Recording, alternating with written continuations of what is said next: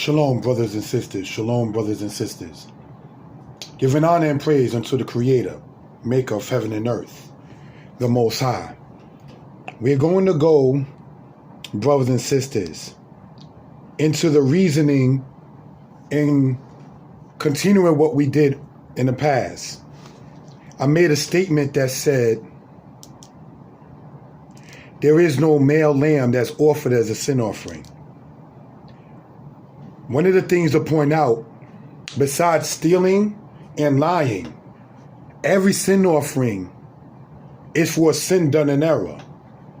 You would not do something such as commit adultery and then bring a sin offering. You would not do something such as dishonor your parents and then bring a sin offering. So these are things you want to point out in that particular regard. Leviticus chapter 4, let's start in verse 1. And the Lord spake unto Moses, saying, stop right there. Go down to verse 3. If the priest that is anointed do sin according to the sin of the people, then let him bring for his sin, which he has sinned, a young bullock without blemish, unto the Lord for a sin offering. Now, it says the priest that is anointed is to bring an offering of a bullock. Now, I just want to point something out, just a little thing in Hebrew, if we will. This is in the highlighted yellow, Leviticus chapter 4, verse 3. And we're going to show the reason why. It says this. HaKohen HaMashiach Yacheta. This word we want to point out, sorry about that. HaMashiach means the anointed, and it's talking about the priest that is anointed. Why do I want to go there? There are some who say Messiah, which is actually an English transliteration of the Hebrew word Mashiach.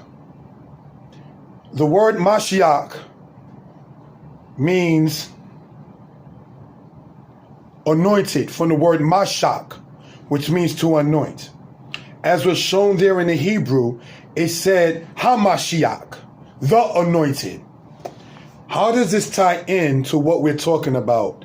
Is because there are some who might say XYZ person could not be a or the Messiah if he has sinned. Yet we just read in Leviticus chapter 4, if the priest that is anointed will sin. Yaketa means he will sin. So Messiah or even Mashiach does not mean righteous. It doesn't mean blameless. It simply means anointed. So we want to point that out. All right? Now, in Leviticus chapter 4, verse 13, it says this. And if the whole congregation of Israel sin through ignorance, and the thing be hid from the eyes of the assembly, and they have done somewhat against any of the commandments of the Lord, Yah, concerning things which should not be done, and are guilty, when the sin which they have sinned against it is known, then the congregation shall offer a young bullock for the sin offering, and bring him before the tabernacle of the congregation. So the congregation of Israel brings a bullock, as does the high priest or the priest that is anointed. Leviticus chapter 4, verse 22.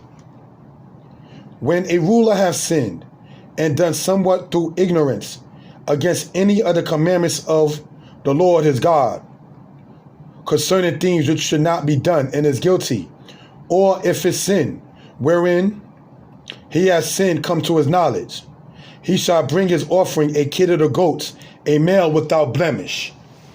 So a ruler, say the king, say your prince, say someone that's of renown, if that person sins and we want to point out this is all sins done in error, he brings, brothers and sisters, as stated,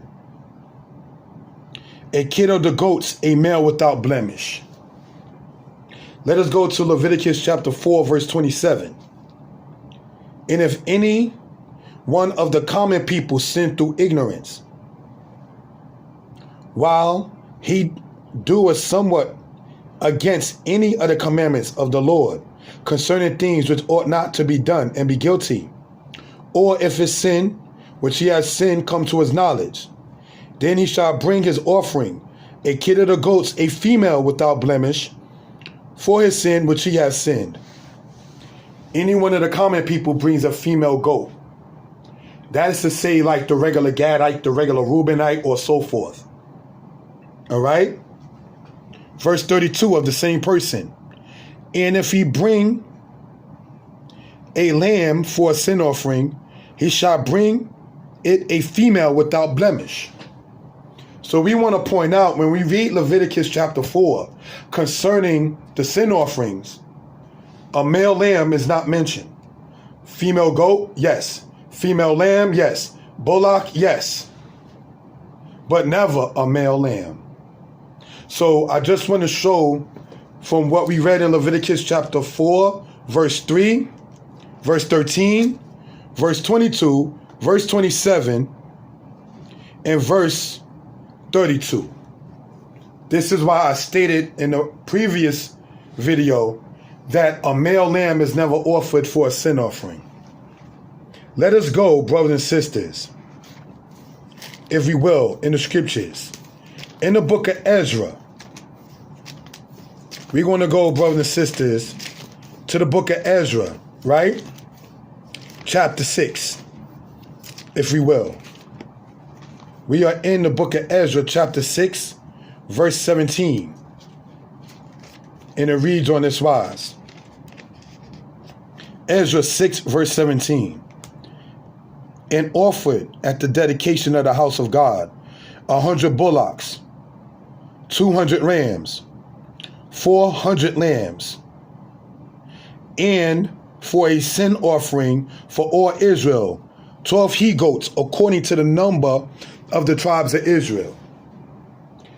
Right here we see again the he-goats as mentioned in Leviticus chapter 4 for a sin offering regarding the people. Again, to be pointed out, never is a male lamb offered for a sin offering. Ezra chapter 8, verse 35 says this. Also, the children, those that have been carried away, which will come out of the captivity, offered burnt offerings unto the God of Israel.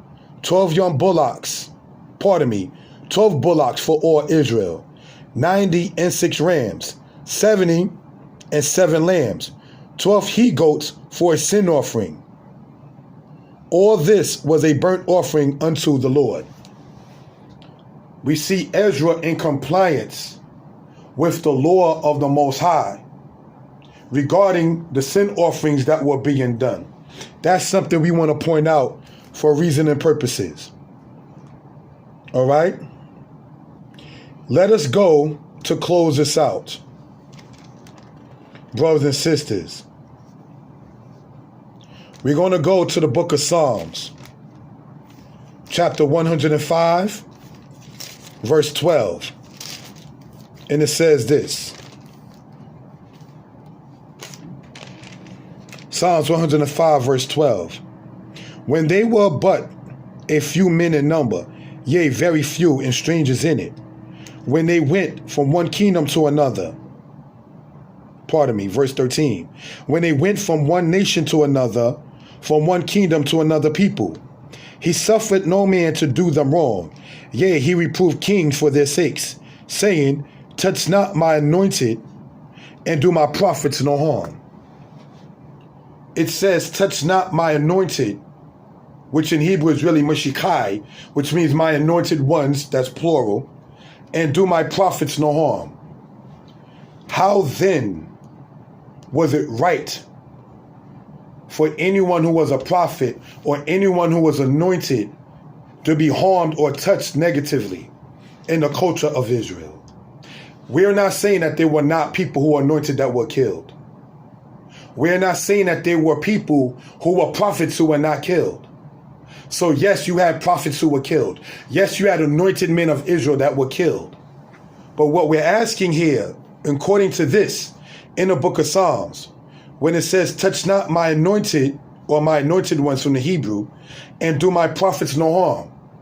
If Jesus Christ was the prophet or a prophet, was the anointed or a anointed, how was it right for him to have been harmed and touched?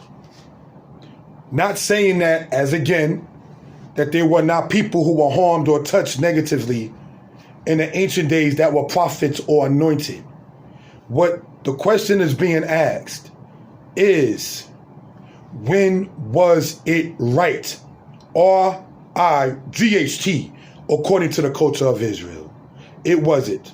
David did not touch or harm Saul because it said he would not touch the Most High's anointed.